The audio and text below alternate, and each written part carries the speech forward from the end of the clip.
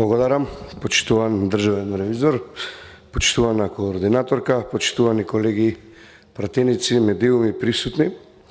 Живееме во едно време на најбрз технолошки развој во историјата на човештвото. Тоа мислам дека сите заедно би се согласиле. Денес во време на вештачката интелигенција не е повеќе иднина, туку таа е реалност.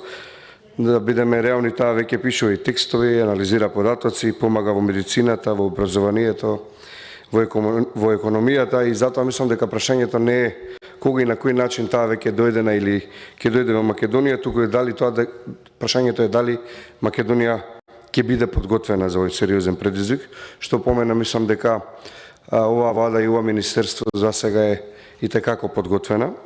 На вештачката интелигенција не треба да гледаме ние како закана, туку како можност за нови работни места, можност за помодерна администрација, можност за подобро здравство и поквалитетно образование.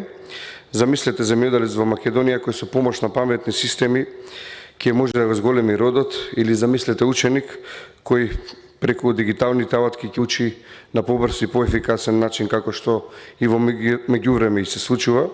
Замислете болници каде што диагнозата ќе се поставува побрзо и попрецизно, се тоа нели ќе биде во рамките на тоа како оваа држава и ова министерство ќе се справи со овој предизвик, но за тоа да стане реалност ни треба и стратегија, ни треба визија, ни треба држава што инвестира во знаење, ни требаат млади луѓе кои што ќе бидат учесници во оваа дигитална инфраструктура.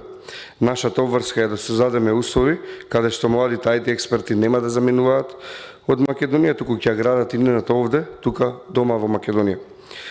Затоа сите заедно за создадеме стартап центри, технолошки паркови, програми за поддршка на иновации кои што по мене се и tekako битни.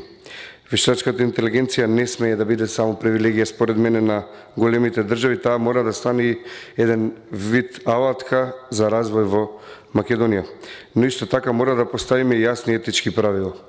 Технологијата треба да му служи на човекот, а не човекот на технологијата. Треба да ја користиме одговорно, транспарентно и во интерес на граѓаните. Да бидеме искрени, ние денес сме на една голема раскрсница. Или ќе останеме наблюдувачи на светските промени, или ќе станеме активни учесници во нив, во кој што тоа го гледам во Македонија, која што е една голема реалност, позитивна реалност.